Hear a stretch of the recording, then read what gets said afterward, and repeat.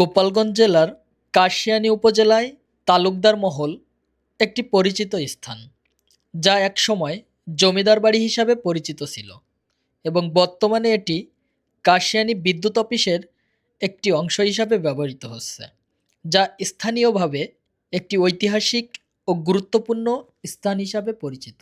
এটি কাশিয়ানী উপজেলার দর্শনীয় স্থানগুলোর মধ্যে অন্যতম, যা পুরানো ঐতিহ্য ও স্থাপত্যের সাক্ষী।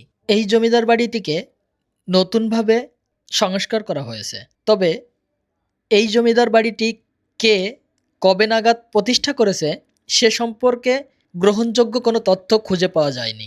জমিদার বাড়ি শুধু একটি স্থাপনা নয়, এটি এক সময়ের সাক্ষী, ইতিহাসের নীরব ভাষ্যকার। ভাঙাচোরা প্রাচীর, জংধরা দরজা আর বিশাল উঠোন পেরিয়ে যে অনুভব তৈরি হয় তা কেবল চোখ দিয়ে নয়, মন দিয়ে বুঝতে হয়। বাংলার জমিদার ঐতিহ্য আজও ছড়িয়ে আছে দেশের নানা প্রান্ত। এসব বাড়ির প্রতিটি কোণ যেন এক একটি গল্প, কখনো গৌরবের, কখনো বিস্ময়ের, কখনো বা নিঃসঙ্গতার।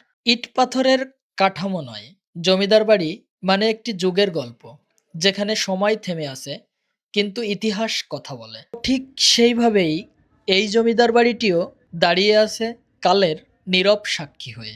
কাশিয়ানী উপজেলার বিদ্যুৎ অফিসের সকল কার্যক্রম সম্পাদন করা হয় এই পাশের এই বিল্ডিংটিতে। কাশিয়ানী উপজেলার সকলের প্রতি রইল শ্রদ্ধা ও ভালোবাসা। আল্লাহ হাফেজ।